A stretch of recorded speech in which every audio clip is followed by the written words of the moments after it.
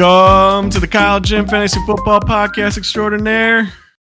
I'm your host, Jim, and our other host over here is Kyle. How you doing, Kyle? I'm doing good. The Packers won. I did have a pretty heartbreaking loss in fantasy this week. We'll get into it in the matchup recap, I guess. But yeah, overall pretty good. How about you? Fantasy's going pretty good. Football game, I haven't turned off a Lions game in like the third quarter in a long time. So I was just like, man, this is already over. It looked like our backup was about to go in, so I decided, might as well do something else with my time than watch our backups play for the last, quarter. So it's always good when your team can win like that. But yeah, it was a pretty good weekend. Don't you have some other leagues though? How did your other leagues go? The other one, I also have a really good team in that one, but I lost in that one too. Can't remember. I needed Najee to score like 18. I think he got to like 13. It's a He had a standard pretty good league. game. He just didn't have a touchdown. That's Yeah, all. yeah. Definitely thought it was possible. I think I lost to Mike in that league actually. Oh, really? So yeah, he had someone weird go off. Lad McConkey. I think I got Lad McConkeyed. Oh, really? I mean, Yep. Lad's looking pretty good. And I wanted him to Yeah. go to free agent. I saw Porter pick him up, and I was like, I was contemplating it. I didn't, and I was like, that's a good pickup. And obviously now it's starting to pay off. Yeah, I think I got McConkey in both leagues this week. Oh yeah, that's how she goes. But sometimes you're just destined to lose them. I think I've only lost 2 in that league so far, so I'm sitting pretty. This league that we're in, yeah, it's Having a rough looking year. rough. I'm gonna need to go on a run here at the end to make something happen. This is one of the more rough rosters I've seen in a while. Like you definitely had to piece some things together to be You know where it competitive. all went wrong is when I drafted Mahomes in the 4th round. That's everything. Yeah. I drafted Mahomes and then Rashee Rice back to back in the 4th and 5th. So that sunk me because Mahomes Actually, sucks and Rice is hurt. yeah. I saw a statistic that they put out. The winless teams, the highest percentage rostered players are Travis Etienne and Patrick Mahomes. So people are I guess not that makes overcoming the sense. Patrick Mahomes pick this year. He's been really Higher bad. than CMC? I would figured he'd be probably the worst one. You would think, but maybe there was something with like the first round pick, typically like that swing pick. Maybe that was getting you like Yeah, Josh it could be. Jacobs and like some really good receiver. Yeah, it could be. So, it's kind of depends on who else is available in those areas. But yeah, and the other thing too is you probably could have found a way around McCaffrey earlier where you were A probably lot of people got starting ETN Mason. during a lot of the bad weeks where it's like, Yeah. McCaffrey didn't hurt you as much because he just wasn't playing. So you found something else. So it makes some sense. But yeah, you'd think McCaffrey, but yeah, I think Hmm. Mahomes is the highest percentage actually by like a 2.2% over ETN. Yeah. Yeah, next year I'll avoid him like the plague, and that'll be his MVP year. Yep, you'll be right back to That'll be the year Xavier 2017. Worthy steps up and turns into the next Tyreek Hill. Right. But yeah, all right, let's jump into it. We'll start as we always do with the Fab Bet results from last week. So the bet was who would be the lowest scorer of the week. Turns out it was Scooter with 88.08 points scored. It's not even that low, fairly low, but not terribly under the league You can average. win with that score. It's Yeah, I've seen hard, people but you win with can. that. Definitely not the lowest of the season or even close to it. Anyways, only one person picked it. So congratulations to Scooter for picking on yourself. No one else agreed, and at least you got $5 out of the loss. So congrats on that. Spend it wisely. Use that $5. Come back stronger than ever. It's the way to roll. Question for next week is going to be: does Jim remain undefeated? So far, no one's been able to take him down.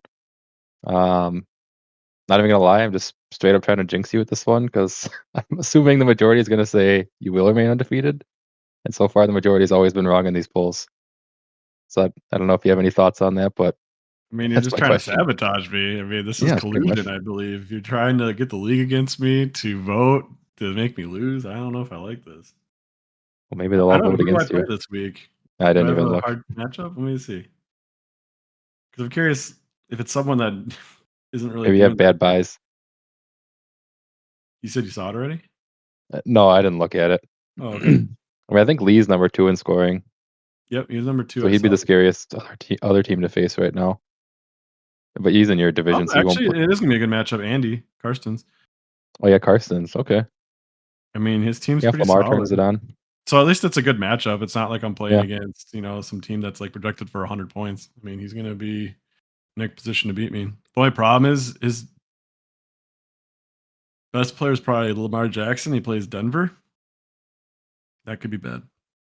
Yeah, that stinks. But they got to prove something now because those guys just lost another one to the Browns. So I assume the Ravens will come out swinging next week to Maybe. I mean, Denver's put a defense statement has game been down. really good. So True. yeah, we'll see. We'll see. That's the question. Scoots, I added your $5 already. Excuse me. And I'll put the poll question up in the group chat tomorrow, probably before anyone even hears this. So that's it for the fam. We'll jump into the week 8 highlights. I don't have too many this week. I didn't watch too much football this week, honestly. But the first one I have is the Patriots beat Aaron Rodgers and the Jets 25-22. The Jets' offense actually looked all right this game. Their defense just suffered. They allowed 25 points to be scored. Jets fall to 2-6, and it looks like their playoff hopes are done for. Kind of feel bad for Adams wanting to go over there, and looks like his team's as bad as the one he left. I don't know what you think about it. Well, when he made the comment last week about the team not showing enough effort, like that's pretty telling. Like the guy was on the team for less than a week and he's already saying shit like that. To me, that's something Rogers is like seeping into his head. Like this is the one of the problems here when he came here. Like we need to like, tell these guys they gotta, play with more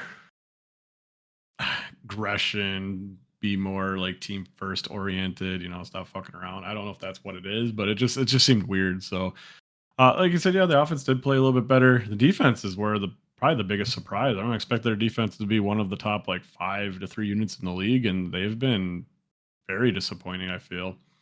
Yeah. Um, I saw that the Jets, Dolphins, and Patriots, I think, have combined wins are less than the Bills. So like this division's already over. So Boy. yeah, Yeah. but they're already 2-6. They have to make the wild card. They're gonna have to start winning some games.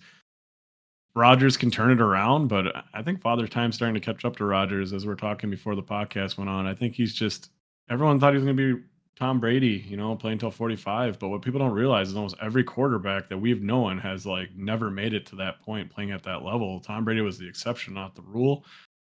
Rodgers relies more on his athleticism. I think you're going to start seeing them kind of falter more and more. And I think this team is the way they fired their coach and everything. I think their season might be over. Yeah. I mean, people don't stay as elite athletes until 40 often. It's the extreme exception when that happens. I mean, LeBron James is doing it right now, I guess, in basketball, which is incredibly impressive. But for him, no one was able to do it. Same thing with Brady. I mean, yeah, he did it, but before him, no one was ever really still in that elite caliber at that age. Some people played to that age, but usually it looks more like what Rodgers is doing. And I think Rodgers and Tom Brady spent multiple $1 million on their bodies every year. I know Rodgers started to take some of the tips from Brady and he started to be more cautious what he put in his body, but like he's notorious for being a guy who, I think he even said it, like I'm a 70-30 type guy. Like I eat good 70% of the time and 30% of the time I eat like shit. So if he's still doing that kind of stuff, like I don't know if his body's gonna like really hold up. Like you Yeah. mentioned LeBron, like he's the same thing. Like that guy was just he's on a different level of competitiveness, and that's why he just puts his body through everything he does to keep him healthy. Same thing Brady did. I don't think Rodgers is the same type of mindset, unfortunately. Definitely doesn't seem like it. But yeah, I mean they need to go on quite the tear here to make something happen. I haven't seen anything from the games I've watched to make me believe that it's possible. So Talent's there, but yeah, it hasn't that's the thing. The come talent's together. there. The talent's all over the place in that team. That's why the hopes were high, but they've been dashed pretty quickly in the first third of the season already. Yeah, next one. We had an upset this week. Pretty big upset. I think in the Pick'em League, no one got this one right, but the Browns beat the Ravens 29-24. Kind of wild, but the Browns, once again this year, Sean Watson leaves and they look like a legit playoff team. I don't know if they'll actually make the playoffs. I think Deshaun Watson already dug them too big of a hole.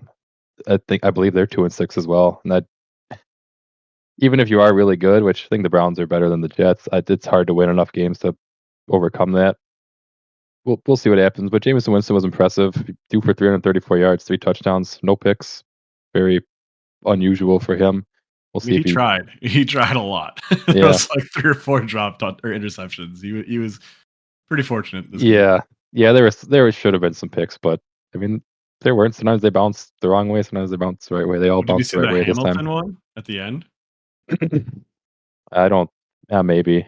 They should have lost the game. So there was a receiver going over like the middle on a slot route, just kind of a quick slant, um, going over the middle, probably like 8 yards deep.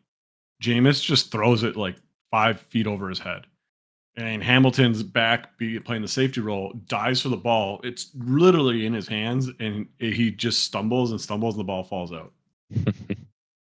Probably one of the easiest interceptions of his life. But he dropped it, and you could just see he knew right there he fucked up, and he was just his hands were in his head. His head was in his hands, and he just knew that that was a big deal. And then I think play or two later, Jameis threw a touchdown. Well, that's the way sure we'll see how the almighty Ravens are showing some flaws. They've lost a couple games this year that, the, to me, pretty shocking. Also, the Vegas as well this year, which it's weird to lose those kind of teams when you're kind of looking like a juggernaut in so many other games. They were like that last year too. They would just blow out good teams and lose to bad teams. Like they're kind of like a Jekyll and Hyde team a little bit. Yeah, And this one I give them a little more excuses because it's an in division game, and that's always going to be a harder matchup, even if you're not a good team or the other team you're playing against isn't that great. So I'll give them a pass here. But yeah, the Oakland loss or the loss. God, I can't remember. The Las Vegas Raiders loss was definitely a bad one for a team as talented as they are. that was a strange one. Those divisional games, that division, they always play each other hard as fuck. So that wasn't super surprising Exactly. at the end of the day. That's kind of always how it goes in that division. Doesn't matter who's like the juggernaut of that division. Like the bottom of the division can still beat you for some reason, whoever it happens to be in that given year. Last one I threw in here, I didn't actually watch it. I think it was on at the same time as the Packers, so I didn't catch any of it. But the Chiefs beat the Raiders. They remain undefeated, last undefeated team in the NFL. Mahomes do another pick, keeps the interception alive. Stays atop the NFL in interceptions. I think he's still tied with Jordan Love. No one wants to give that title up so far. They just keep throwing one every week. Oh yeah, that was our bet for the week. Well, the bet was, will Jordan Love throw an interception? And he did. He only played half a game, and he still managed to get one. He made it almost Early. exactly one quarter without throwing one, but it was the He start of sent the me the second. message. He Yeah, sent me the message in Discord like, "Oh, it already happened." And I was yeah. like, I was "Man, watching we're it. not even that far into the game." I was watching it at a friend's house, and we were in their basement, so I couldn't text anybody. I was like, ah, fuck. But they had Wi-Fi, so I was like, I'm gonna send it to you on Discord. I was like, yep. It was a bad one too. It was like both of them were just running towards the sideline. The corner was in front of him. I don't know why he thought he'd get away with that one. That was That's why I'm not sure whatever. if he's good yet or not. I don't know if he just doesn't see it or if he's just too confident. It's kind of one of those things you kind of got to see him play it out a little bit more and to see if like is he just reckless because he's not good or is he reckless because he might be good and he knows he can get away with it. Like Stafford had a lot of that in him too, and obviously you guys had Favre. That was kind of how Favre lived. Love kind of fits in that same ilk, and he just needs to tone it down a little bit. You use those in certain situations; they're not something you Yeah, always go for. These young quarterbacks they have to learn that, especially ones that are so gifted. There was actually a podcast where Jared Goff was sitting down with Belichick this week, and he was talking about that how he just had to learn as easy as it seems, but like you take all this time in the week to prep on a play, and when that play is called, you're like, we gotta make this play work. And Goff has kind of learned like, hey, sometimes don't take that, like it's too covered. Live for another play. You have another play like that later because like sometimes they have like 5 or 6 plays every game that they want to try out, and if you just wait for the next one, maybe the next one will work. And maybe that's where Love is struggling. He's just trying to always take that play that they practice all week and just try to make it work. I'm not sure, but still got. I would say another half of the season for I'll really make a strong opinion on him, but he's got everything you need. we'll see. I mean, this one, I think a few of them this year are just like it's one-on-one coverage. He knows no one else can get involved. He's like, I trust my dude to make it. And Yeah. it's like if they've got like if they've got him boxed out on one side, I can get that. But this one wasn't even like that. It's like the receiver would have had to like reach around in front of the guy to get it. He was almost on the Oh, defense at that point. But those are hard ones to defend. Sometimes you're like, nah, Reed's good enough. He'll come down with it somehow. But either way, he threw the pick. Here's my shot of good old fashioned Malort. Is that 2 in a row for me now? I'm catching up. Mm-hmm. Look at that. Ooh. Tasty. Yeah, it's 3-5 now. Still in my favor, but you're only down by 2. Here we go. We'll see what happens next week. I think you'll be favored in the next one, if I had to guess. Yeah. We just, yeah, we'll might as well. Yeah, Packers are playing the Lions next week, so that's going to be our bet for the week. Packers are at home, so they probably get a, it's usually like a 3-point swing towards your side for that. But Lions would be like a 3 to 4 point favorite, if I were to guess. I think it's I'm not a big person on Vegas odds. I just feel like we're probably close to a touchdown favorite. I don't know. Maybe I'm wrong. That'd be huge. I will look it up later. But for now, that's the NFL. That's the shot. I'm loving it, as you can tell. We'll get into the NFC North. These were kind of, honestly, they were some of the better games of the week anyways, I thought. We'll start with the Bears. The Bears still suck. The Bears still suck. They lose in a heartbreaker. I'm sure everyone saw it. The Hail Mary to end the game. It was pretty wild. But the vast majority of this game was boring as shit. No one was doing anything. I thought the Bears would do more on offense in this game because they've kind of been looking hot on offense. Yeah. And the Commanders' defense has not looked that great this year, but maybe they're figuring it out. It's getting to midseason. Guys are gelling.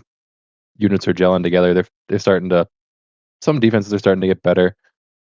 But it's kind of back and forth at the end. It looked like the Bears were going to win. They scored a touchdown with, I think, I don't know, maybe 20 seconds left on the clock. But Jaden Daniels led his team to about their own 40-yard line. And it was like one big pass. I don't know if it was McLaurin or something, but they threw one big pass to get into position to be able to throw the Hail Mary. And that too was, I don't know what the Bears were doing. You knew that's what they were going to do, but they were playing so soft on it. It's like you knew they weren't going to go for the Hail Mary there. They're going to go for one more quick pass like that. So let them get away with that, because if they don't get that extra 15, 20 yards, I don't know if Jaden Daniels can chuck it. But it would need to be like a 75, 80-yard touchdown at that point. That's exactly. Well, there's defenders on the Bears that came out and said that they were shocked that they didn't play to the corners and stuff to take away that type of pass. Like, why didn't they play more aggressive? They just gave that to them.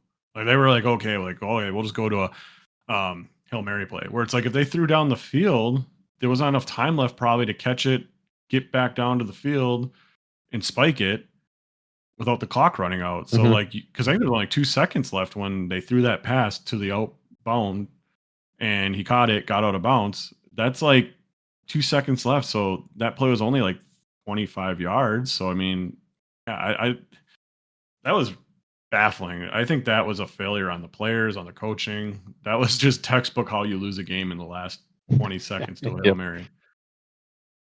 I've seen a lot of talk about this week too on I listen to some sports podcast kind of things. And I think this come up quite a bit. It's like, why don't teams just blitz on the Hail Mary play instead of dropping so many dudes back to cover it? I feel like you really only need 3 guys down there. The ball's going to be in the air for so long. You have plenty of time to get 3 dudes around the ball to swat at it.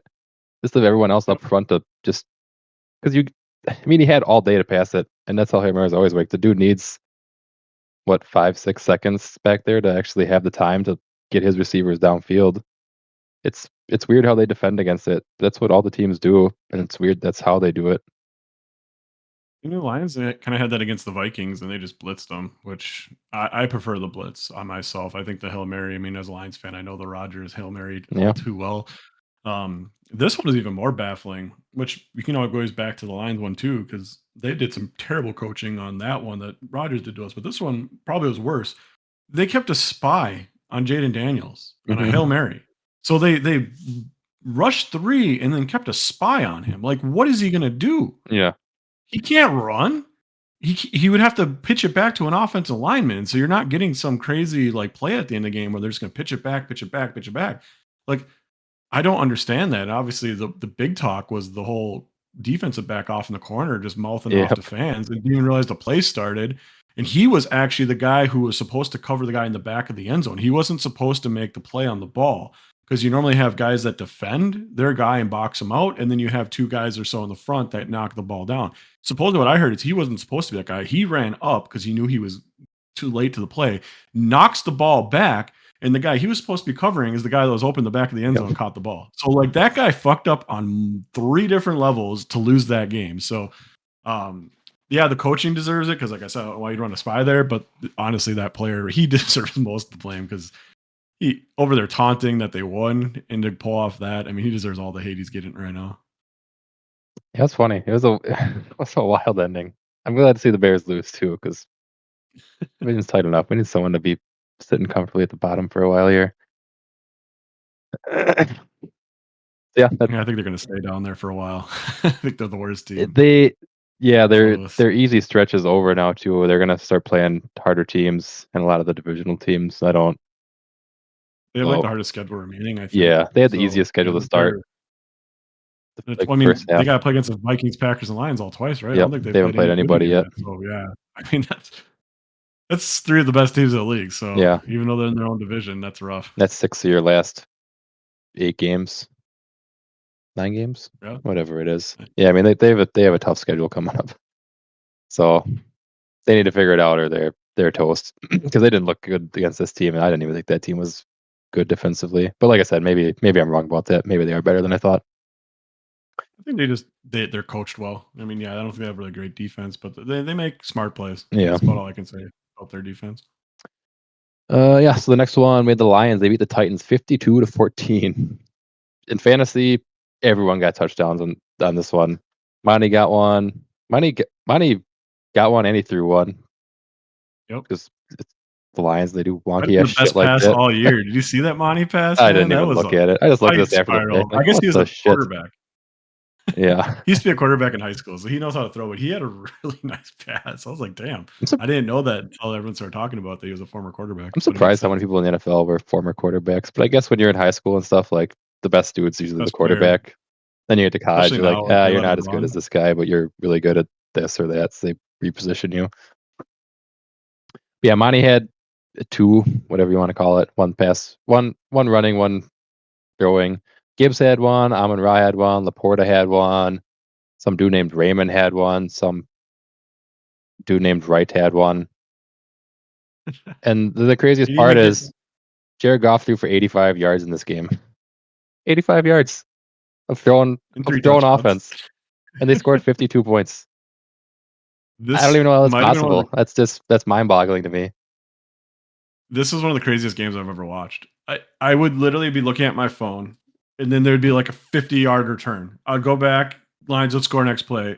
I'd probably stop paying attention because like the defense was just mauling the Titans. So I didn't even care. I was just like, okay, I'll just look for fantasy.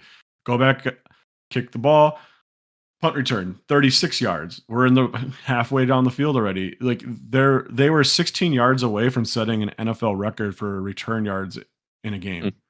So they had over 300, I think, return yards or like around there.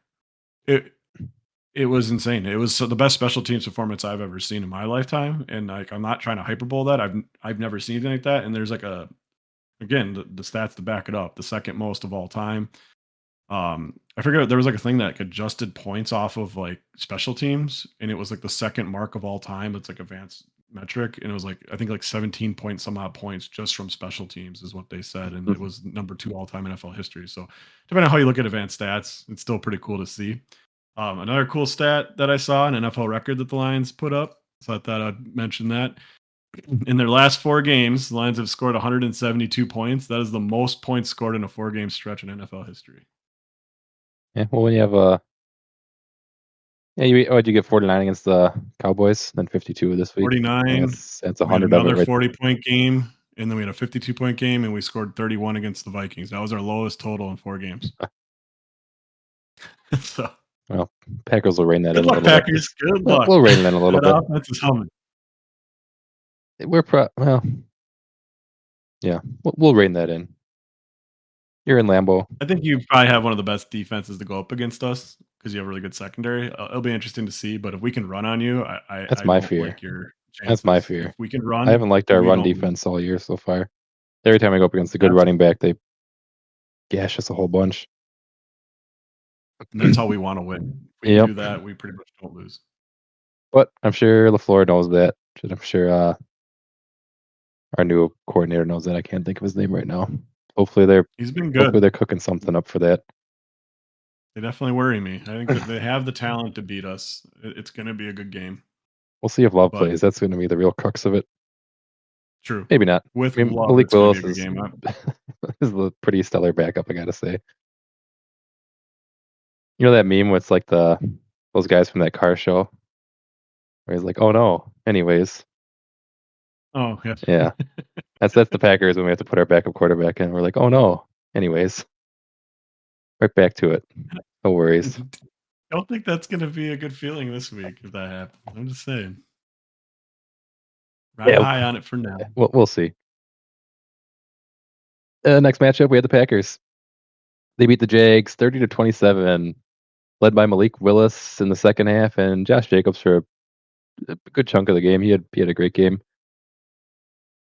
Kind of like I just mentioned, it's good to have a backup because Love got hurt again. He exited the game in the early third quarter. Apparently, it was his groin. This happened pretty early in the game. He was limping around quite a bit. The camera guys and the commentators kept mentioning on it, but yeah, it was like one of the first drives. I think he threw it and kind of landed weird on one leg, and he was kind of hopping around, and he kept playing. Eventually, he got like pushed by a dude and landed on the leg weird again, and then he ran off to the side. Just he literally like he got almost to the sideline. He just jumped on his back, and that was the end of it for him. But Malik came in. They sealed the game up. It was close, but I mean, it was a tie game. Malik led him down the field. We got another game-winning field goal, so it was good. It was a win. I'll take it. Love did throw that interception early on. Didn't throw any touchdowns this week. He had a terrible fantasy week, but I already took my shot, so I'm not doing it again. That Evan Ingram touchdown, that's when I turned the game on because then the Lions game was kind of pretty much already done. So I watched the Evan Ingram touchdown. I'm like, oh, this is a game. Yeah. 'Cause that was incredible. I don't know if that was a good throw. I don't know if Lawrence even knew he was open at all. I think he He just wasn't threw it and he's open. like, oh, shoot. He's just Oh, so yeah. fucking But, big. He literally outjumped everyone down there. There's like 3 guys around him. But he's tall and right. I looked even like, damn, the dude must have jumped like 3 feet in the air on top of how tall he already is. He just snatched it out of the air Jordan Love above all throw those right dudes. there. Jordan Love, 3 people cover him, and Yeah. I can make that. Yeah, the Jags got pretty Yeah. hot in that second half. I think for almost the first half, I think they finally got one midway through the second quarter, but Packers didn't allow a first down for quite a long time in that game. They were just every drive was a 3 and out for quite a while. I was like, "Oh, we're gonna mop this team." But yeah, the Jags they get hot and they caught up But pretty after they quick. lost all their receivers? I think so. Yeah, pretty much. Really? That's actually impressive that they started to move the ball after they Yeah. lost, like, their starters, so But yeah, that was the Packer game. Another win. Win's a win. Never complain about it. Then the Vikings, they continue on a losing streak. They lost the last 2, so they're no longer on top of the division. They lost to the Rams. Uh, every other team in this division beat the Rams. I will say the Rams got their starters back this week. They're looking more like what people expected them to be. And they're looking like much more of a formidable opponent than when anyone else played them. before they got really injured, they played the Lions pretty tough week 1. They looked good, and then they started losing their receivers, and Yeah, they just couldn't get anything going on the offense, so I don't think they're a bad team at all. I mean, the Vikings really just kinda played them at the worst time with Cup and, um, Puka. Puka coming back, Yeah. and a lot of people didn't think Puka was gonna play as much as he did, and he was pretty much unstoppable, so Well, I read he only had a like 36% snap count, but every time he was in there, it was a play for him. So it was like, he was just if he's open, in, and it was it's a play for just him him. going back and forth with Justin Jefferson every drive, Yeah. just seeing who was the better receiver. Yeah, that dude's insane.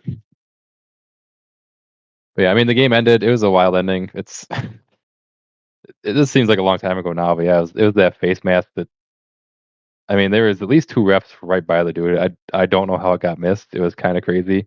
I don't know if the Vikings would have won anyways. They still had to go 98 yards down the field and score within a minute, something like that. With Jefferson, it's always possible. I don't know how that call got blown. It's one of the more wild ones I've seen in my days watching the NFL. There's like a frame still of the sack with him grabbing the face mask, and like the ref is literally looking at it. Like, I don't know how you didn't see it. Like, it's one thing because they know they came out and said they didn't see it, but like there's literally like physical evidence. Just what was he looking at then? Like, Yeah. wouldn't that be the only thing he cares about is like to make sure it was a legal sack on the quarterback? Like, and it's not like you can hide the face mask. You're gonna pull the guy down from the face mask, so you're gonna see that from the front, back, side because he's gonna rotate as he goes down. That's kind of how that works. So I don't. It kind of baffles me. I mean, I do believe that they missed it. It just shows you how incompetent the refs are. I can't believe stuff like that is missed. It really mean to me like they just need to add some kind of like not every play, but maybe like game changing plays. Just let it the booth take and look at it for a second and make the right call. Like, why do we have to have so much judgment on something that we can easily fix? I don't understand. Yeah, maybe in like the final, you know, like when the 2-minute warning goes off, just be like, all right, the Mhm. booth can review anything now.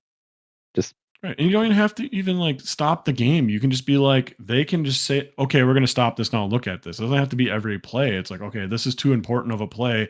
Stop the play for a minute. Let's review and then make a decision. Isn't that won't stop? That won't slow down games a bunch. no. I think the biggest concern is like everything being reviewable and then it just slows down the whole production of the game. Maybe we can take away half the commercials and just freaking have it so they put on some reviewing instead. I don't know. Yeah. It's frustrating to see. And maybe It's limit it not to a fun way to lose. what you can call it for. Because I mean, there's the stuff like holding, like that shit happens every play. Like, are you Yeah. gonna be like, oh no, like keep playing because there was a hold? It's like, shit, there's always a fucking hold unless it's like blatant though. It generally doesn't get called. I mean, personal It's fouls would make sense because it's like, yeah, okay, this is someone committing a personal foul. This is considered violent and not healthy for the game. So, yeah, maybe you don't do pass interference. Maybe you don't do like holding on the defense, things like that. But something like that, yeah, that could be game changing. Or if like some guy just does something really degenerate, like did you see the what's the Chargers quarterback's name? oh What Herbert, was it? yeah, I saw that dude. Herbert, where the guy like literally tries to, gator tackle him and roll him and then starts to pull his leg and looks like Kurt Angle here trying to freaking do an ankle lock. Yeah, Like, review that, penalize the guy, and kick him out of the game. Like, why is that stuff missed? I don't know if that was penalized or not, but like that's the kind of stuff you should just be able to look at, review. Okay, we see this, kick the guy out, 15-yard penalty. We don't have to put that to judgment calls. That's not a judgment. yeah. Did the other guy get called on that one? I didn't actually see what the He repercussion was. might have. Well, no, but Herbert's lineman saw it happen. He just comes running and just dives and Oh yeah. smokes the guy. I was like, oh, I'm glad he did. I wonder if he got a personal foul for that because the ref's I not know paying there's a ref attention. right there looking at him when he hits Yeah, him. yeah. He's like, So yeah, he's he got could his have. ankle and he's just like rolling over with it. I was like, who does that shit? Like you're not There's the pass is long gone already. You, you're clearly just trying to like seriously hurt the guy, like fuck up his season. Well, and a lot Yeah, of it's people fucked. still say like the Saints have been dirty for years, even after that whole Bounty Gate thing. So I don't know if there's still like almost like underground like Bounty Gate thing going over there, but you can't really deny it after seeing that.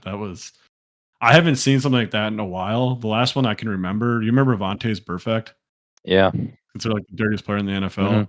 I remember one year Cam Newton was coming back from like an ankle injury and he pulled that same thing on Cam Newton on his literally like ankle he just missed like 3 games on. He's just trying as hard as he can to snap that thing.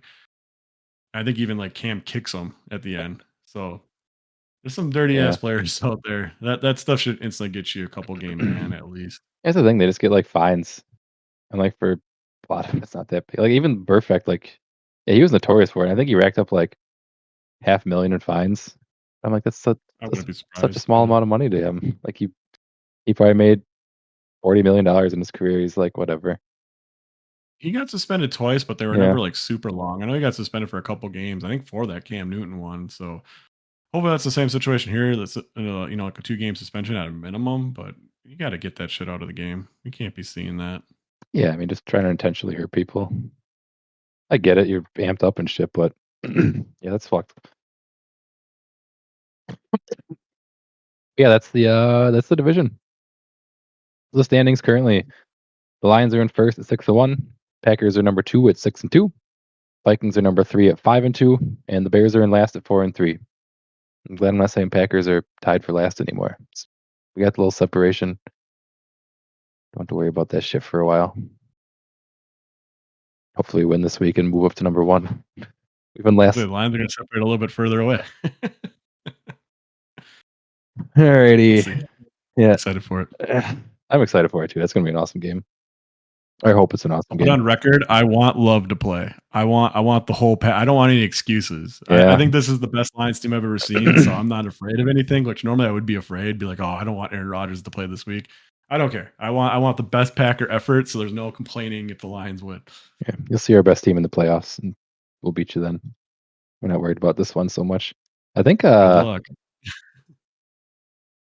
Jair might miss this game too. That almost might be bigger than Love, to be honest. That guy's playing really good right now. Maybe, but yeah, I don't know. I think we need Love to beat good teams. We need to score a lot of points to beat good teams. I don't know if Malik Willis is that kind of guy that's going to do that for us. Maybe I'm wrong. We'll see. But yeah, next section we'll jump into the fab spending for the week. So Jalen McMillan, the wide receiver for the Buccaneers, was the hot pickup guy this week. He went for $21 to Jackie. Next high biz was 20 by Karsten. So great value. Baker, he's still looking pretty electric down there. He's throwing great. He's got to throw it to somebody because Godwin and Evans are both currently out. Evans will come back probably in the week, maybe 2. I believe he hurt his hamstring. But I like this one. I gave it a thumbs up.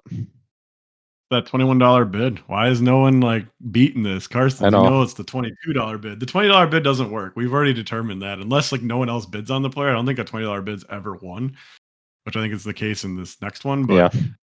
it's like 21 or 22 almost has to be the standard bid once you get to, that 20 number or higher. As far as the player, I bid on him. I didn't think I was going to get him, but I still threw a bid out there because you never know. Baker's playing well, so having good receivers with a top-notch quarterback is always a lucrative thing for fantasy. And I think the value obviously was great when you beat someone by $1. So great pickup for Jackie, I think. I don't think he played that well this week, stat-wise. So maybe you got to wait a week or two to really see what your fruit of your labor is. But I think he's going to be a good pickup for her. And I think she kind of needs it because didn't she lose a receiver last week for the season? She lost Ayuk. Was that this week or last week? Would have been last week. Oh yeah, she lost Ayuk, but you got Puka back. So it's kind of like You a still wash. lose Ayuk, yeah. Yeah, but yeah, good pickup for her. She needed it. So yeah, same thing. Once again, Keon Coleman, wide receiver, Buffalo, $20 to Jackie. This one didn't have any other bidders. This guy actually did have a good fantasy week, so I can't knock it too hard. But I personally didn't like this one as much. I thought it was an overspend, which I guess it was because no one else bid. But yeah, I mean the Bills, they just traded for Amari Cooper. They've got a lot of receivers over there. They got that tight end. I didn't like it. I gave it a thumbs down, but he's had 2 good weeks, so I might be very wrong about this one. Maybe he's the go-to wide receiver there. It's hard to say. See, rookies are pretty volatile, just because you don't really know what you're getting yet. I mean, if you look at my draft strategy this year, I did one very simple thing. I took players on very good offenses. That was my goal. I didn't really care where I picked them as long as they were on a good offense. That was who I was targeting. And this is kind of that situation. You're getting a lower level player on that offense, or at least a cheaper player on that offense. And with it being attached to a good quarterback, a very good offense overall, you always have a chance for good points. And he's played 2 good back-to-back weeks. Maybe Amari Cooper is what unlocks the other players on the team. Just having like an actual number 1 receiver that takes pressure off these guys. Now Keon Coleman's always in one-on-one situations, and that's kind of what he's good for, right? He's a jump ball guy. So maybe that's exactly what he needed to be opened up. I don't have a strong opinion on him, other than, like I said, if I'm picking up a player, if they have draft pedigree, he's got that. Good offense, he's got that. and you got him for a pretty cheap cost. So I don't mind it trying it out and see what happens. Obviously, $20 kind of sucks when all is bid, but I think that was a fair bid for Coleman. I would have gave it a thumbs up. Okay, so we're a little differing on that one, but yeah, it's that one worked out for her better than the first one. But either way, like you said, she needed receivers. She spent some money, got two of them.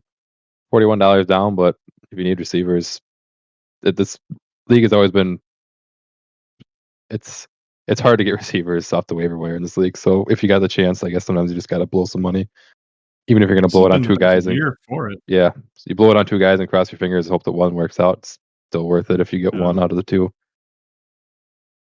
Last one I We had. definitely Yeah, go ahead. I was say we definitely struggle in this league to pick up receivers, but with all the injuries, I think we've seen a Hmm. higher influx of receivers getting added to the pool. But yeah, normally by this time in the year, we aren't seeing $20 bids for receivers. We're just seeing like $0 bids. Only people are picking up like running backs and stuff for that cost at this point. So the fact that they're out there is good. Take advantage of it, but it's going to probably dry up pretty soon because with most teams starting 4 receivers, it's just too hard to keep good receivers anywhere but in your starting lineup. Yeah, I do feel like it's usually running backs that are getting hurt all the damn time, but this year it seems like receivers are dropping like flies. This is Kind of different from the yeah, norm.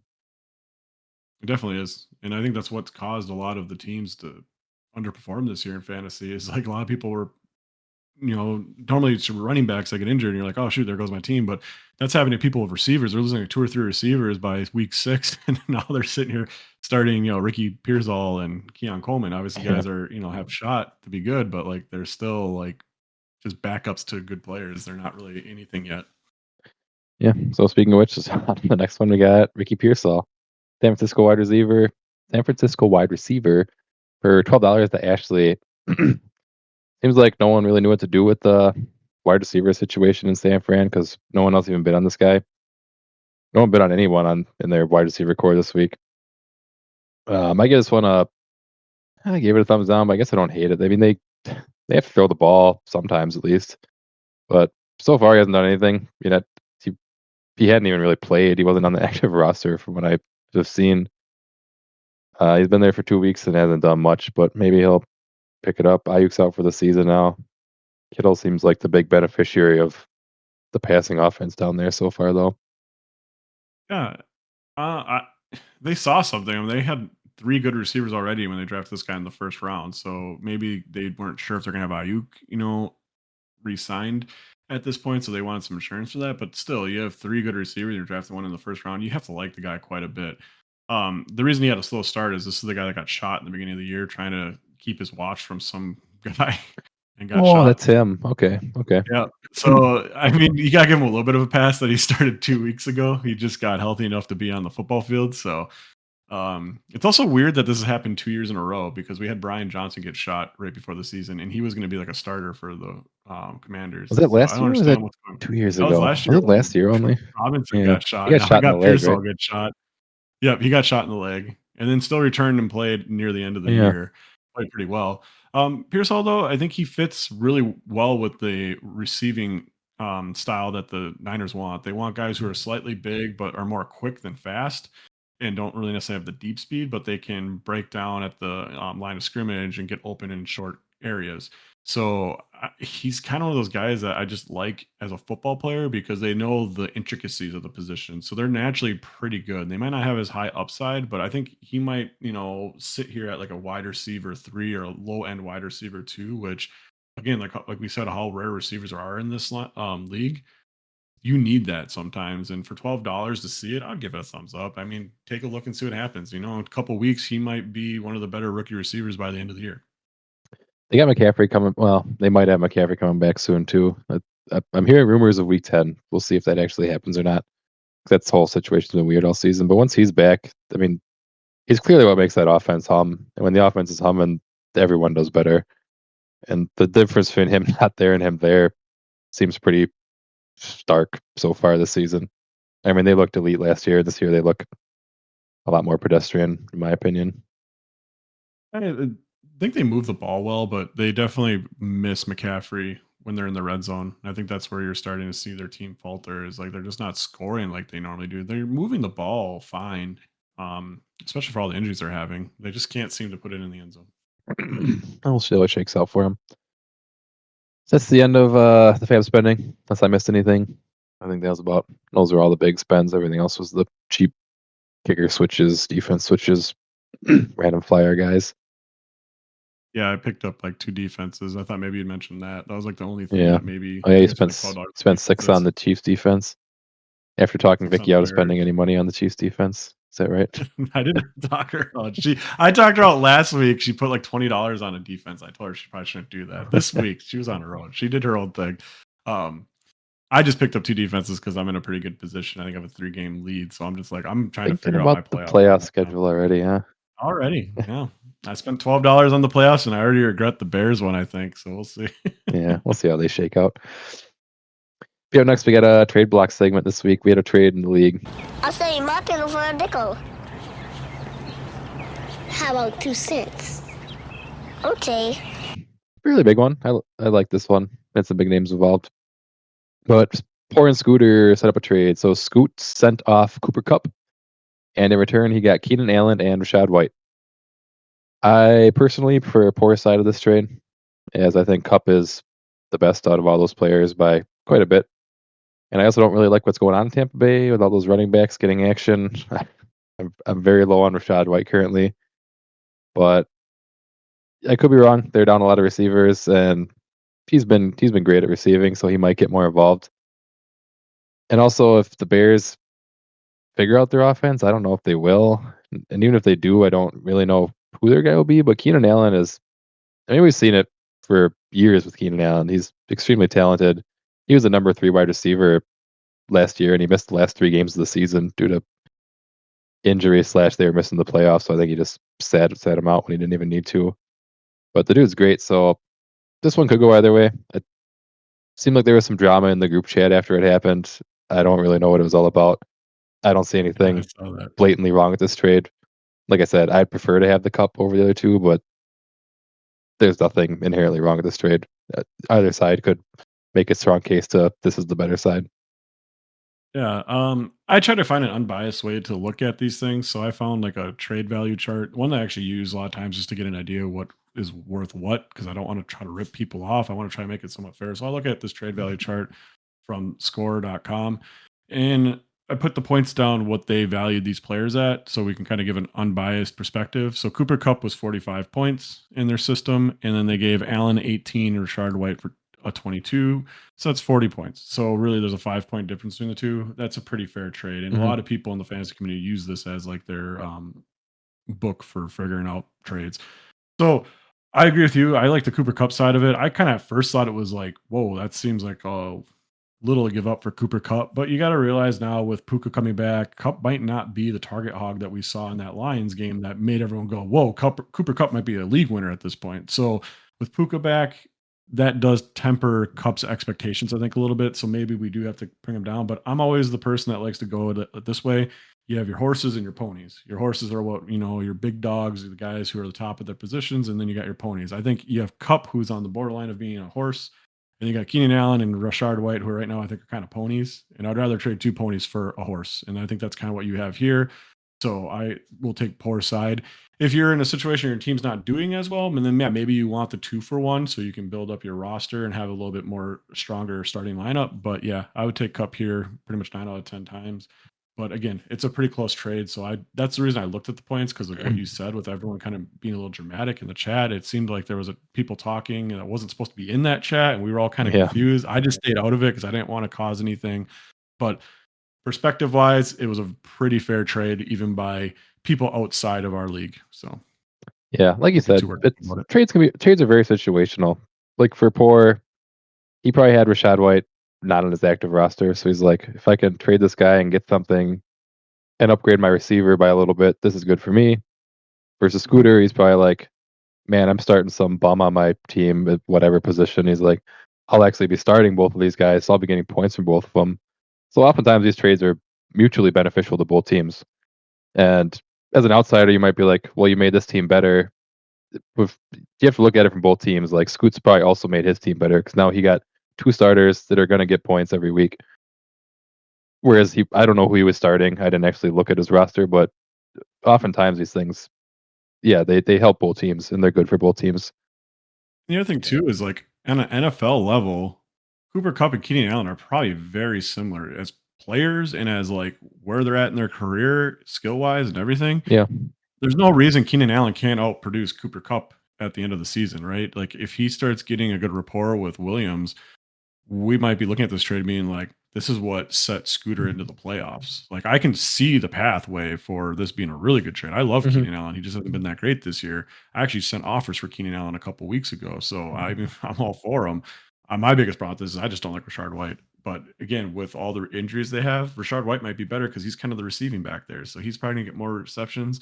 So he could just be one of those guys who just keeps getting 10 to 15 points every week. Maybe not score a touchdown. Might not even be that good of a player. Might even get really low yards, but if he keeps getting touches, that's all that matters. So the trade can really work for Scoot in a big way. Yeah. I mean, Keenan, also as far as Keenan to Cup, just the wide receiver part, they're both older. They both have a bad injury history. They both been absolutely fantastic, but Keenan Allen's been fantastic more recently. I mean, points per game, Keenan Allen just crushed him last year. Granted, Cup's on the same team versus Keenan's on a new team, Yeah, but that Keenan's with too. a rookie quarterback.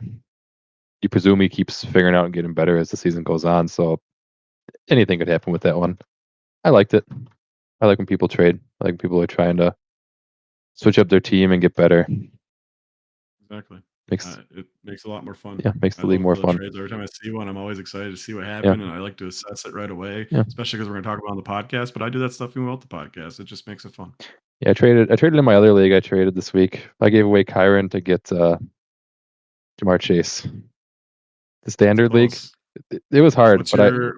okay. So I Are had you I deep had at I had running back? Rashi Rice in that league too, and I lost him. So I was currently starting. I had Dontavian Wicks. Drake London's my other like every week starter. But after that, it was Yeah. like Dontavian Wicks, Juju Smith Schuster was there. They're all a bunch of bums, and I was like, I really need to get a good receiver in my lineup. My running backs, I had Najee, I have Mostert, I have the Cardinals running back. Can't think of his name right now. James Conner. Yeah, and I have He's solid. Tank Bigsby. So I had a ton of running backs. I'm like, I could start any of these guys most weeks and feel pretty good about it. Kyron's obviously by far the best, but I was like, man, if I can get another receiver on my team, this would be great. I feel like in standard, most Yeah. people would be like, why the fuck would you give away Kyron Williams for a receiver, even a very good receiver? But and then most of the things I put it in, it's like, yeah, they favor Kyron in this trade, so don't do it. But I'm like, it's just an example of why it's situational. You got to look at your own team. And the guy I was trading to was starting. What the fuck was he starting? He was starting Zach Moss every week as his second running back. So I was like, this is great for him. This is great for me. This should be great for everybody. So yeah, It's about as fair as a trade as you can get, and yeah, especially when you mention the teams. Like, obviously, you're helping each other's teams. That's exactly what a trade is supposed to be. It's not supposed to be a winner or loser on both sides. It's supposed to be both sides are making their team better because one team has a surplus of something, the other team doesn't, and you can trade that surplus to maybe get a little bit better player, like in the situation between Poor and Scoots. Or in your situation, you're just doing a swap because you need to get other players from your bench, probably starting because your receivers aren't as great, and you can, make running back to work. yeah. Well, now you just upgrade your whole receiving core because you got Chase, who has been the number one receiver this year, and I don't think that's going to change. Yeah, well, I hope not. I was taking a swing. That league, that's the league I'm looking good in. So I'm like, they need to shore this receiver core up because this is fucking me getting 2 or 3 points this position week in and week out because I just can't find the right guy to start. And especially receivers, because you're always finding like the boom bust guys at that point Yeah, that are that low in the free agency wire. So it's like you're getting guys you have to score 3 points this week, and the next week you bench them, they're scoring 20 yeah. Well, because and they have a big play. it's standard too, so it's like you don't get any of the points for receptions. It's you get the Yeah, yards. that's So if rough. they're not getting touchdowns, you ain't getting jack shit. If they're getting 30 yards, you're like, fuck. Three, That three makes Chase a fucking better one points. because he's kind of like the Derrick Henry of receivers, where he's just all touchdowns and just Yeah, big plays. yeah. So hopefully that one works out. Yeah, that's why trading's fun. It's fun. If you're jealous of other people's trades, start chucking trades out there. You'd be surprised what can stick. I mean, don't just throw stupid ass shit. That's maybe you should you should link your little chart or something and somewhere in a group chat or Yeah, something so people can kind of see. I can send a link Yeah, to that way it people so can kind everyone of can have see it. what they should be piecing together. But also look at the teams if you're doing trades. Like if a team is stacked at running back and you're trying to trade them an extra running back, they're not going to take it. unless it's a huge upgrade for him. So look at other teams, be like, oh, these guys, this team has no good running backs. Or a lot of people in this league have multiple good quarterbacks sitting on their team. There's teams that don't have quarterbacks. My team's one of them. So if you chuck Just straight me up something, backup running back that maybe you don't start, but they could possibly yeah, start, for a quarterback, that's a fine yeah, trade. It doesn't have to be like the top 2 players on each other's teams moving back and yeah. forth. It can be just, bench players for a potential starter. Well, yeah. All right. Enough about trading. We'll jump into the injuries now. Ah! Ah! Ah! So the first one up, we had Jordan Love. He hurts his groin. So second injury of the year. At least he didn't re-injure the first thing. But I kind of talked about this earlier. It happened pretty early on. He kept playing with it. If you're looking to start him this week, definitely keep an eye on it because, like I said, he might not play. The Packers are 6-2. This is a huge divisional game, so I'm sure they would like for him to play. But if he's sore and you're risking a re-aggravation and more games missed, we do have to bye right after, so he could have plenty of time to rest. It's one of those weird ones. I don't know what the Packers are going to do. And nobody does until probably Sunday morning. So if he's your starting quarterback, Lee, just keep an eye on it and have a backup prepared in case you need it. I think they're going to start him if it's even close. I think you can't go into that Lions game and not try to win it, I don't think. And even if Love is like 80%, it's the same thing with the Vikings game. You could have said that they should have probably sat him one more week, but that was a division game. They probably would have if it was like a team like the Tennessee Titans, like the Lions played this week. But it being a division game, I really expect to see him. He'll probably be a little hobbled, but the Lions pass rush hasn't been that great since we lost Hutch, so he might not have to move around as much, and he just needs to sit in the pocket and deliver some good passes. Like I said, I think he's going to play. I hope he does. I hope he's playing, and I hope he's feeling good. 'Cause, I mean, honestly, he did play most of this game with the injury, clearly. So Did he like re-aggravate it? Because I know you said something about he got injured again, and like did he like pull it and he then kept playing. It trying to run or it didn't something? look bad. I mean, it's like, he passed the ball, guy got to him, he kind of just like did that as he was going past him, just pushed him a little bit. Mhm. Nothing egregious, nothing like I'm trying to hurt you, but it kind of like made him stumble and he landed on his leg. Then that was it. He just went to the sideline after that. So I don't know if he just landed on his leg wrong or if, adrenaline was starting to wear off and it was starting to hurt more than it was earlier. I Right. honestly don't know. Yeah, That's a weird injury. yeah. How it all played out. I mean, I guess I was glad it was a groin, not I heard like the fucked up test his came knee. back pretty good, even with almost all the Packer injuries. Like everything was pretty mild for the most part, but everyone's kind of like day to day. Well, I hope so. We need to be at full force for this weekend. Next injury, we had Christian Kirk. He broke his collarbone. He'll be out for the season. It's a bummer for the Jags. Another bummer for the Jags. Same position, same team. Brian Thomas had a chest injury. MRI came back clean, so he might play this week. If you got him, keep an eye on it. It sounds like he's likely to play, but you never know for sure. And then again, same position, same team. Jags. Gabe Davis hurt his shoulder, didn't return to the game. I didn't have an update on this one. If you're actually starting him, I don't know if anyone is in this league. I would keep an eye on it, but that's pretty crazy to lose 3 wide receivers in a single game to injury. They added that like you can have your third quarterback as a what do they call that? He's not on your active roster, but you can have him suit up for the games now because that whole debacle in that After Niners San game. They Fran. need to start doing that to receivers, maybe. The Apparently. team was their whole receiving core. But I guess the receivers is a little easier because you have running backs and stuff. Maybe they can play in the slot and things like that. But yeah, that's rough. I don't think I've ever seen a team, at least in recent memory, that's lost 3 starting receivers in the same game. Like that's rough. Yeah. The fact that they kept it close is impressive. Yeah. Well, they have a tight end. Yeah, a pretty good tight end too, so they could still pass the ball, luckily. I'm sure there were some receivers out there. I mean, teams usually field, 5 of them in a game, I would guess, so 5 to 6. yeah. Some rare situations, teams will have 4, but they typically have like really good tight ends and running backs, Sure. to complement that. Yeah, next up we had Jordan Mason. He hurt his shoulder and left the rest of the game. Keep an eye on it because he got hurt last week too, and now he's hurt again, and McCaffrey's coming back, so It's the thing to monitor if you're starting Jordan Mason, which in our league that's Scooter, but he also has McCaffrey now, so you don't have to worry so much about the McCaffrey return. In fact, he's looking forward. He's basically waiting for McCaffrey to Yeah. return. I don't know if he's really too worried about Mason getting injured at this point, which Yeah. is kind of a nice problem to have. But yeah, you really need McCaffrey to return in the next week or two because I know he hasn't had the best luck lately with his games. So McCaffrey is a big deal for him. I'm still pretty skeptical about if McCaffrey comes back because they've been just lying their asses off about this all fucking year so far. Yeah, I'm hearing I rumors. feel like Yeah, this week is the 10, most week 10. truthful I'm like, report. okay. You said week 1. Right. I feel like this one's pretty truthful though, because like it's been kind of going this way for a couple weeks now. Like they haven't really set the 10th as the date way back, but it was always kind of like later on in the years, like they always said. So typically when you hear those reports and then you get closer to later on and they start giving you an exact date, you can be pretty confident about it. So I would say this is like a 95% chance he's coming back. Okay. I hope so. He's fun to watch. Hopefully he's still got it too. Hope he's not busted up at this point. Yeah, football's better with great players. Yeah. So I want him to be healthy. Then the last one I had for injuries is Sterling Shepard for the Buccaneers because they needed to lose another wide receiver. Why not? So he hurt his hamstring. Usually hamstrings are several weeks, so they're down to their 4th-string wide receiver is their number 1 now till Evans gets back and Sterling gets back, I guess. So yeah, some teams are going real deep into their wide receiver pool, pulling guys off the practice squad at this point, I'm quite sure.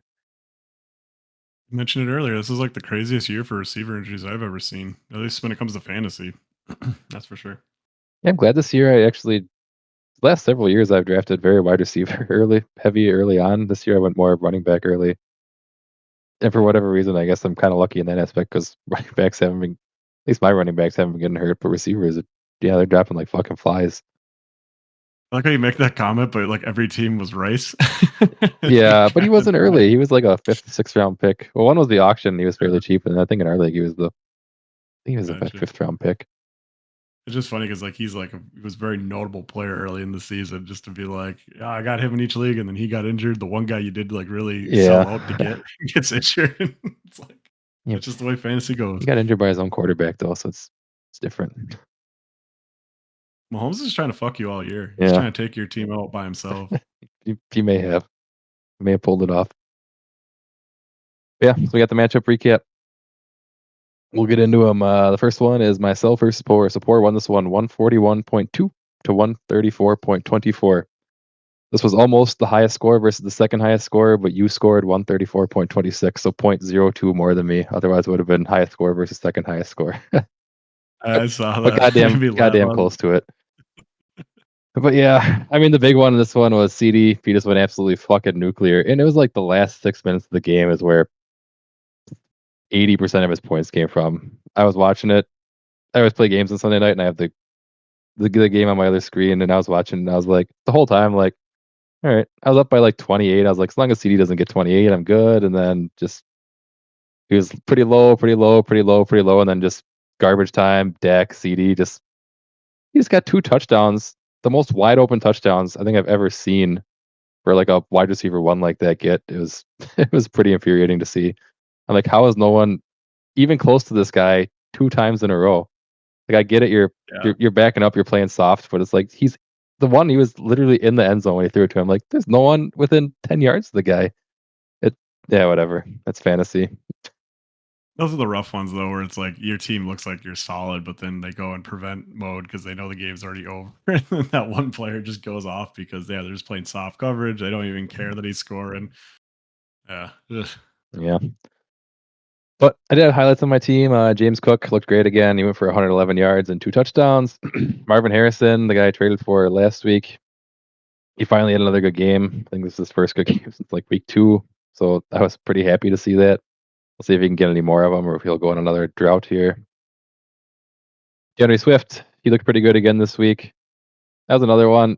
He kind of did the same thing as CD. He did nothing for the vast majority of the game, but like this one was more like the last quarter. He finally turned it on. He got into the end zone. He got a touchdown. He actually should have had 2 touchdowns. The Bears almost lost the game because they didn't just give him the ball when they were on the 1 yard line. They gave it to their backup center to run it in, and then he fumbled it.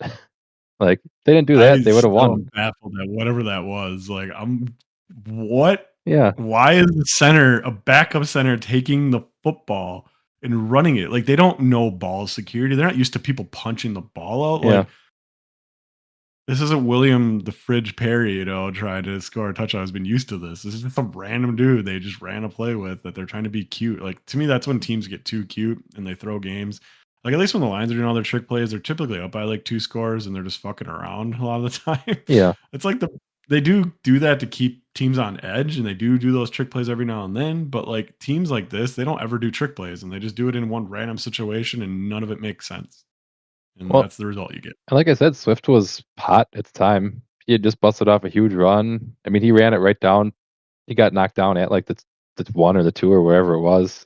He pulled him out of the game. Like he was on fire at the moment. So I'm like, why would you pull him out of the game and do that? You could argue, It didn't make sense to you me. could argue he was the only player that was like keeping him in that game. Yeah. The offense was stagnant until Swift had that huge touchdown run. Like that was it. Like he was the offense. So yeah, why don't you let the guy who's winning you the game win you the damn game? I hate when teams get too cute like that, and that's what they did, and they deserve the loss because of Yep. it. Could have got me a fantasy win too. I didn't need much more to get a win. A touchdown would You'd have have been touchdown would have done still it. lost. No, touchdown would have done it. You'd Oh have no, yeah, I wouldn't have been enough. you'd Yeah, been like a would point have been even short. closer. Well, no, because he would have got a couple of yards. It would have been close. Well, you said it was like on the 1 or 2 though, Yeah, it right? was really So, it was he really needed at least close. 10-yard touchdown. 10-yard touchdown would have probably tied the game or been closed. You needed a 15 or 20-yard touchdown. Yeah. Oh yeah, and actually I didn't get Lad McConkey in this matchup because Poor Boy did have him, but he was on his bench. So I was against him in one league, but I was against him in both leagues, but luckily Poor Boy benched him because he went off for 111 yards and 2 touchdowns. Otherwise, I could have got my ass whooped instead of just losing. But next match, we had Tiff versus Richard. Richard wins this one, 123.26 to 104.14. Richard started Bo Nix this week. He had a great game for Richard. He's actually coming on and looking pretty good the last several weeks. He's looking like a pretty good rookie so far. I didn't actually look, but he's probably up there in quarterback scoring with the last several weeks that he's gotten. I know he was really low in the beginning of the year, but Yeah. I think his last weeks probably put him at least like in the middle of the pack. Yeah, so that'll be an interesting one to watch. Maybe he's got a good quarterback there. Don't have to worry about starting rushers anymore. Then we had Cedric Tillman, the Cleveland Browns wide receiver. He had a great game for Richard. Now that the Browns have a good quarterback that can actually throw the ball, that's good to see.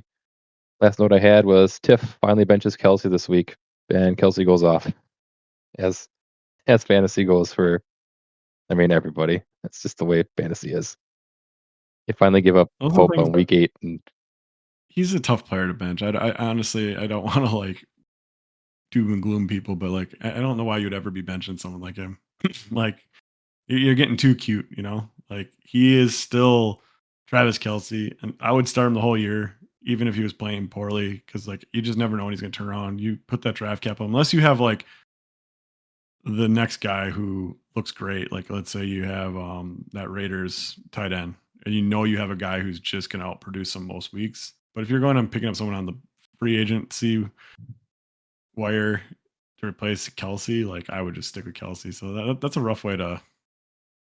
Luckily, I don't think that would have cost her the game. No. Did it? and he might have At least you don't had have to feel too bad. 20 points, but even that wouldn't have been enough. Yeah. So I guess you don't have to feel too bad then if that's the case, but still, just start him. don't try to get cute. Just keep Kelsey in your lineup. Yeah, it's hard. You could say the same thing about like Patrick Mahomes, but if you were starting him all year, you're losing because of it. That's Mahomes is a little different because it's easier to get quarterbacks. Like tight ends, it's just like a wasteland. Like you're replacing Kelsey with what? yeah, There's nothing good out there. Like that's true. quarterback, there's many quarterbacks you can start every week in the free agency wire. That's kind of hard too. I feel like a lot of teams have multiple quarterbacks. I was looking. I got Caleb Williams. He was looking good, and then I start him, and he, playing against a poor defense, and he scores like 7 points. I'm like, what the fuck? You can't depend on any of these That guys. happens too. They're all crapshoots. Or you pick up Bo Nix against a bad defense and he goes off for like 30. Yeah, He's got to pick the right one every Onyx week. is taken. Yeah. See what happens. I think Anthony Richardson's bench now, so I can drop him and pick up a different quarterback that I can gamble on. Yeah, next matchup we had Lee versus Vicky. Lee wins this one 125.84 to 102. Jordan Love puts down an impressive 5.74 points for Lee before he left the game due to injury. That's a bummer, but then Lee still scored plenty. I mean, he could have had 10, 15 points more on an average week from Jordan Love, so that's a pretty impressive score all around. Josh Jacobs, he had a fantastic game for Vicky. You like to see that. Kittle on Lee's team, looking like he's probably the best tight end this season. And Joe Mixon, once again, every week since he came back from injury, has looked dominant, like top 3 kind of running back. So Lee's team, Yeah, Kittle and Mixon carrying his team lately. Yeah. They're putting up crazy points. So those two, if they keep it up, he's a big threat yeah, in the playoffs. yeah, his team's looking super hot, which is, yeah, it's impressive. Especially when everyone laughed at him when he was 0-4 and everyone was I making know. jokes at him. Look at how fast you can turn that stuff around in Yeah, fantasy. it It's turned just around like- extremely quickly. Got rid of There's a lot of ebbs McCaffrey, and and he got flows rid of in all this his team. problems. He's right back in it now. It was a good trade. It proved to be a really good trade Yeah. because right now he wouldn't have McCaffrey. He might not have won this game. Vicky made a mistake. She didn't realize to set her lineup, so she didn't put in McLaurin for Higgins, who was out. So if he had McCaffrey in this game and Vicky would have made that decision where she should have, I don't think Lee wins this game. So Lee's trade theoretically won this game for him and probably won him some other games this year already. Yeah, because A-Chain's back. He's looking good now that Tua's back. The Dolphins offense looking good against this Tua's back. Next matchup, we had you versus Scoots. You won this one 134.26 to 88.08. So we had the second highest score versus the lowest score. And bit of a one-sided one, but a few highlights from it. We had Jalen Hurts. He got back to form. He had a fantastic game. He got the tush pushes. He got his running yards. That's why you drafted him. The tush push touchdowns. They're extremely valuable. Kyle Pitts, he had probably the best game of his career. I didn't actually look it up, but he did fantastic. I'd have to imagine, yeah. Yeah. That was a crazy good game. Yeah, his rookie year, he had a lot of yards, but he had barely any touchdowns this game. Did he have 2 touchdowns? 2 touchdowns. They're Touchdowns, both yeah. like 50 and like 35 Yeah. yards. Like he's that's why I drafted him because I thought, if he could put it all together, he's got all the skills to be a crazy good deep threat as a tight end. Like you can't put a linebacker on that guy. He's 6'5", 240-ish and runs like a 4.4. Like he's impressive athletically. So maybe he's finally starting to put his career or put everything together for his career and is going to be a relevant player in fantasy. I'm hoping so. That's why I drafted him. I thought Cousins was going to get the best out of him, and I think we're starting to see that because he's put together a couple good games now. I think he's been the number 1 tight end over the last like 4 games. So It might have been. I mean, maybe not number 1. Maybe Kittle would have been number 1, but definitely one of the top 3 tight ends over the last 4 games. Yeah, next one I had Jordan Mason. He got hurt early on and dropped a 1.8 for Scooter. That doesn't help with getting the lowest score of the week, but what are you going to do? Sometimes guys start, get hurt, exit the game, get you a fucking nothing on your lineup. Tyreek, he had finally gets double digits for the first time since week 1. Now the 2 is back. You got to be happy to see that for Scoots. I mean, that's your number 1 pick this year, and he's been absolutely terrible. But 2 is back. Once 2 is back, they can throw the ball. Once they can throw the ball, Tyreek gets wasn't a great game, but I foresee much better games in the near future. Yeah, I think the whole Miami offense obviously returned back to form. Like we were laughing at them for the last 4 weeks or so, and look at what happens as soon as 2 comes back, and everything seems to be working. So I think Tyreek, Waddle, Achane, if you got those type of players, you can feel pretty good about them. Kind of go back to what you originally thought of them before the draft. So that's what I would expect moving forward from that team. I heard someone say Tua should get MVP because he's clearly the most valuable player for a team in the NFL. He's gone. The I mean, team's there's a lot of absolute teams fucking garbage. He comes back like, hey, we're good again. Yeah, I feel like you could do have a lot of teams though, but it does prove to you how important quarterbacks are because they had nothing behind him and they literally tanked their season. If they just had a Flacco, they maybe win half those games. Yeah. And they're feeling a lot better about themselves right now. So I honestly, I think that right there could almost get that general manager fired. The fact that those 2 did not feel like they needed a backup for Tua Yeah. should be looked at as like a fireball offense, in my opinion. But we'll see. Of all players, yeah. I have a backup for Tua. It's quite the history of missing time. But yeah, next matchup we had Mike versus Carstens. Mike wins this one 130.26 to 120.16. So Carson started with Lamar Jackson. He had another great game. Even in a loss, still put up pretty solid fantasy performance. Kyron, he kept up his touchdown streak this week for Carstens. Guy just can't stay out of the end zone. On Mike's side, we had Ramondre Stevenson. He had a fantastic game, and the Patriots win over the Jets. I think that's like his second good game all season. Good to see if you're a Ramondre Stevenson owner. I think we talked about him last week. Dude's great. Just their offense usually is not moving the ball, so maybe they're figuring something out. Maybe the Jets are just giving up. We'll see what happens in the future with him. I think the Jets have been kind of bad against the run game all year. I think their pass defense is obviously fantastic, but I think that's where you beat them. So, division matchup, they know kind of how to play your weaknesses. Ramondre Stevenson probably is in a good position to have a good game there. If as long as they can keep the offense moving, Stevenson should be solid. I think his first 2 games, he was like the top 5 running back in the season. So he just needs an offense that keeps turning out yards so he can just be productive, and then he'll be a solid running back too for Mike. You'll see what happens. I mean, things are. Did Drake May play this game? I didn't actually check. I heard that he got injured or something because it didn't their backup finish out the game. So I think May might have got injured. Oh, okay. So I know he didn't get benched, but I heard something. No, I knew he didn't get. I thought he might have got hurt last week, and then he wasn't going to play this week, so I wasn't sure. Oh, maybe that was it. But maybe he got hurt this week. I don't know. We were being a very bad podcast host by not knowing these. Yeah, I know, right? I should look these things up instead of asking questions. I'm at my computer. I got the Google right here, but I ain't this is gonna why do we will not get sponsorship money. Yeah. This will end our extremely podcast. prepared, as always. Last note I have Njoku once again has a great game. Sean Watson's gone. Njoku's back to being a great tight end. So that's good for Carstens.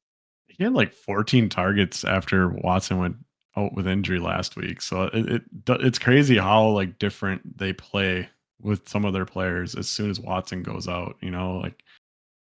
Was Watson really holding that team back that bad, and the owner was not letting them bench? Like I told you last week, the whole thing was that they had backup quarterback that they had wasn't Jameis because they didn't want to cause drama and have people chanting for Watson to get replaced because Winston is a notable name.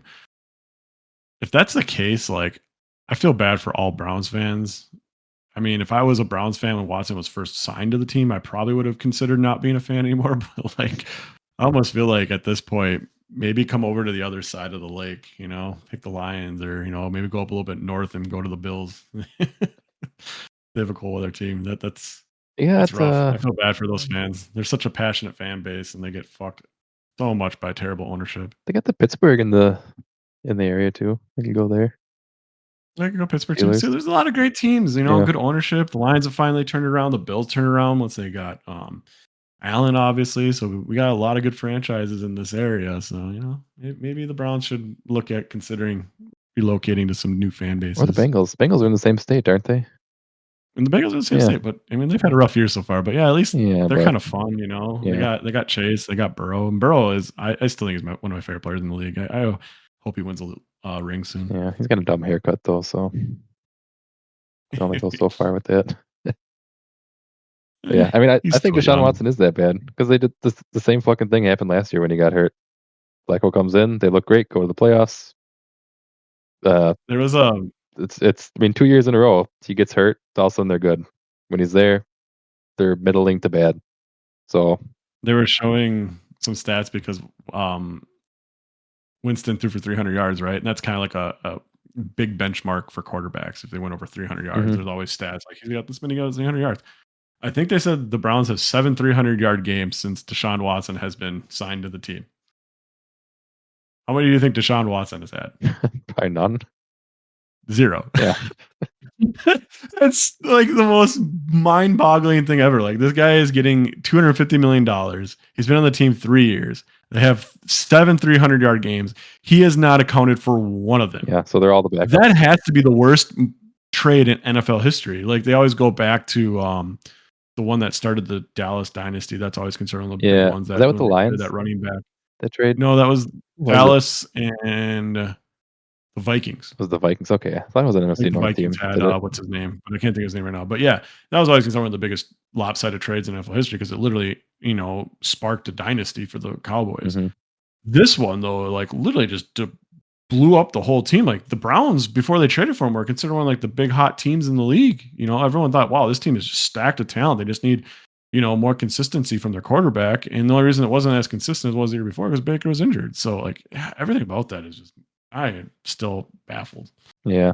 The Cowboys one wasn't even as bad because the Cowboys, a lot of that trade was picks, and they turned those picks. Like they just hit on all those Exactly. fucking picks, and it's like, yeah, it's a great trade, but if you miss on half of those picks, which is probably the consistency in the NFL, like it doesn't look like such a great trade. But yeah, they just nailed on all of them, and then yeah, started the dynasty because they had the best O line in football and Emmitt Smith, and it was like, yeah, what are you gonna do now? But yeah, one more matchup to hit on before we close this thing off. We have Jackie versus Ashley.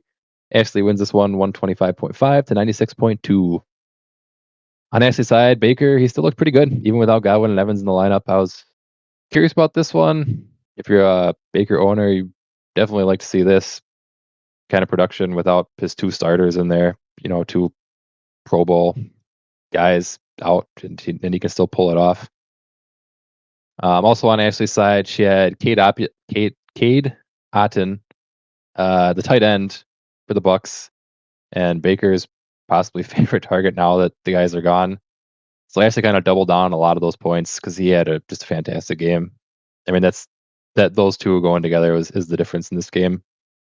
That was a huge dynamic duo for her. Jonathan Taylor on Jackie's side, he looked great coming back. You like to see that guy coming back from a ankle injury, or running back coming back from an ankle injury, especially. You'd like to see him come back and dominate, and he did.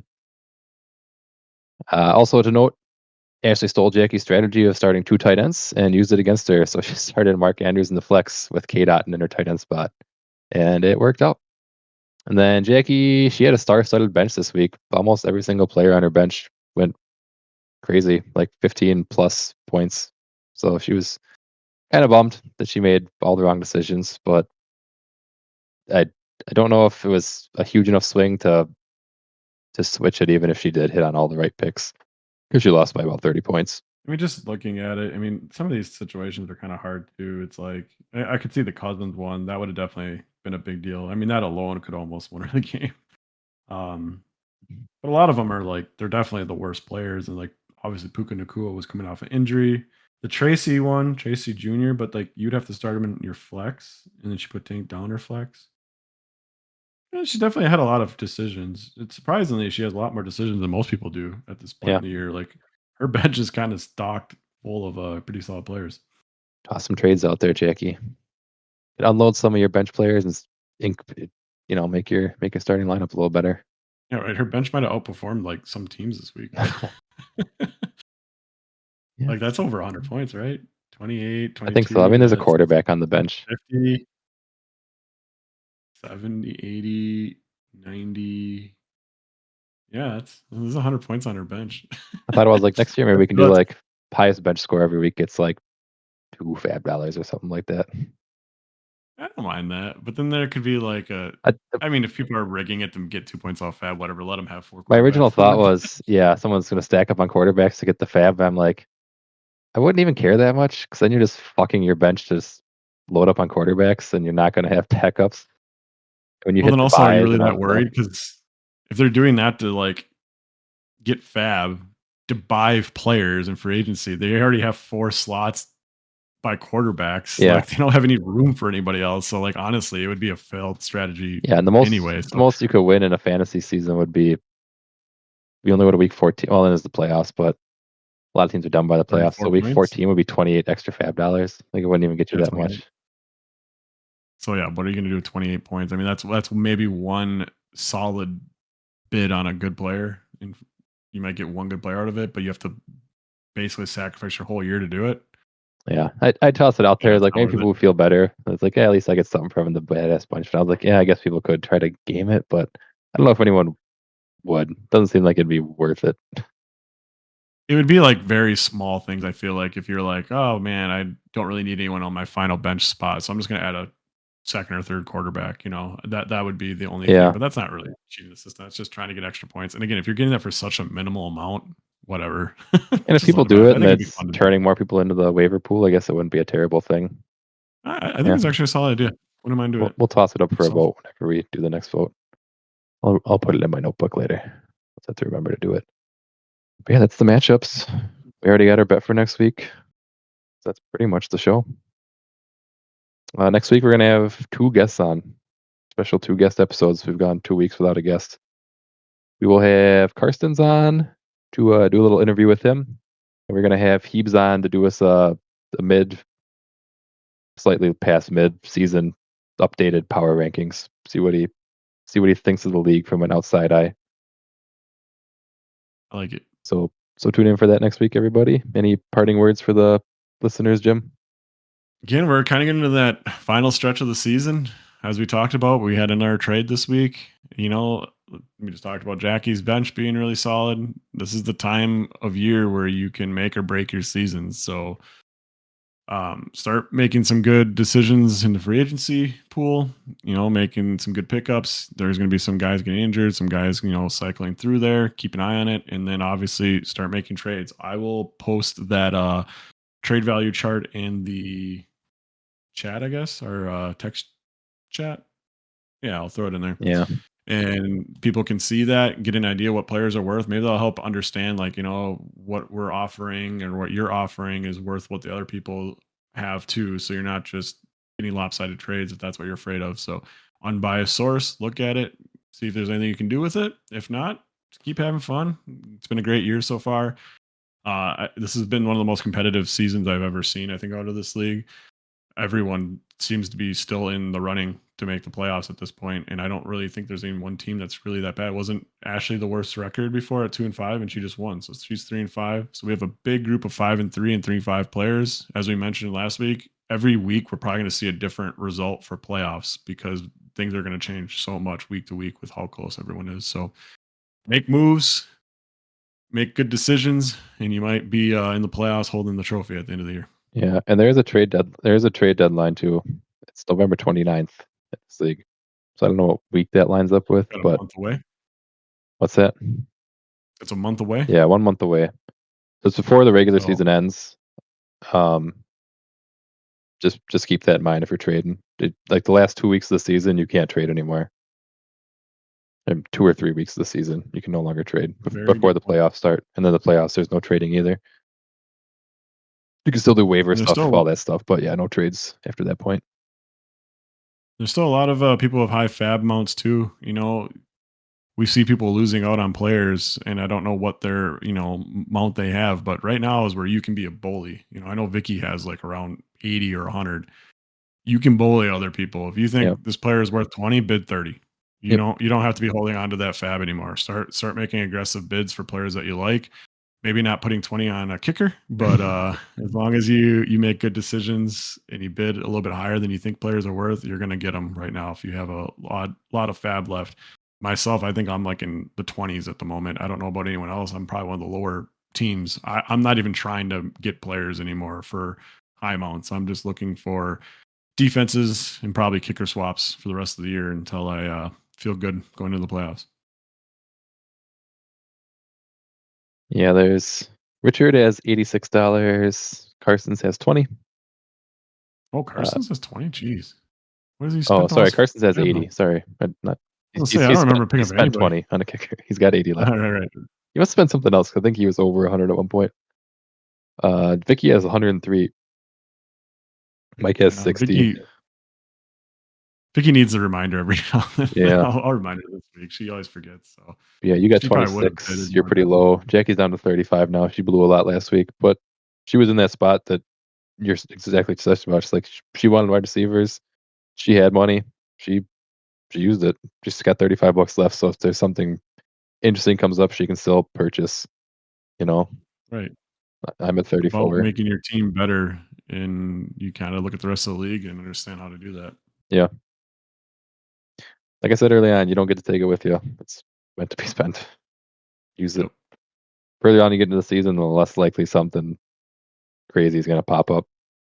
Especially when you I get think towards we're the already way starting end, to see it. people are going to start people are going to start putting the backups to their running backs on the bench, so they're not going to be available to pick up regardless. So get people while you can still. And people are getting smarter in this league. So you're seeing a lot of these players getting picked up a week or two before they go off. So that's why you almost have to be more aggressive because Jackie, she picked up that one Giants running back who's Tyrone been really Tracy, good. I yeah. think she just picked him up on like kind of like the fly. Probably like a week earlier than most people would have bid on him. So those are the type of moves people are making now in this league, which is awesome to see. That makes it even harder to get players in free agency. So you're probably not going to find some of those gems at the end of the year. I think we've already kind of gone through them already with Hunt, the Giants running back, Mason. Those guys are not going to be found on the waiver wire anymore. Yeah. That's our 2 cents of advice. Take it or leave it. That'll pretty much wrap her up. Cool. Got a big game this week. Yeah, big game. Well, for anyone listening, I'll put a thing out in the group chat, see if people want to get together for this one. I mean, everyone in the league's pretty much either Packers or Lions fan, except for Ashley. He's a Vikings fan, but hopefully the Vikings don't also play at the exact same time. If they do, we can watch it at Yeah. our place. I got 2 TVs. We can make it work. No one wants to watch the Vikings anymore anyway. They Yeah. had their run. They got their 5-0. We know they're not making the playoffs now. That's the way Yeah, it is in the your bold Vikings. prediction's starting to look better on that one. Might be my only one that's even close to making it, but no, I don't think they're going to miss the playoffs anymore. But it's still fun to say it, and it is kind of funny that they lost 2 games and they've kind of looked pretty pedestrian in the last 2. Well, they played the Lions tough, but to lose to the Rams the way they did, that was rough. Yeah, and both of them were close though, and I think they're playing against 2 very good teams. So Right? Yeah, you can't look at the Rams that lost to the Packers and Bears and be like, yeah, and even the Lions and be like, hey, that's what they are. No, this is a much better team once they have all their weapons. yeah, they had some injuries going into the Lions game, but by the end of it, they had most of them. You guys are the ones who hurt Puka. You hurt a couple extra dudes on their defense that weren't already They had hurt. 2 backup linemen, I know, against the Lions, which was crazy. They already had like 5 or 6 starters out Yeah. that game, and then they lost more that game, and then I think they had more out for the Bears, more out for the Packers, and obviously the Vikings game's the one time this season they probably have had at least most of their starters. Yeah. We'll see. We'll see what happens. I'm very much looking forward to the game. Like I said, we'll put a thing in the chat, see what people want to do for this one. It should be a very entertaining one. Yeah, I think we'll call her there. Covered everything we need to cover. Tune in next week. See the guests. We might cut some other stuff out next week, so we have time to do 2 guests. But we'll make it work. You can always cut it into or whatever. We'll make it happen. Yeah. Thanks everybody for listening. Tune in next week and have a good night. Good luck in fantasy this week. Bye.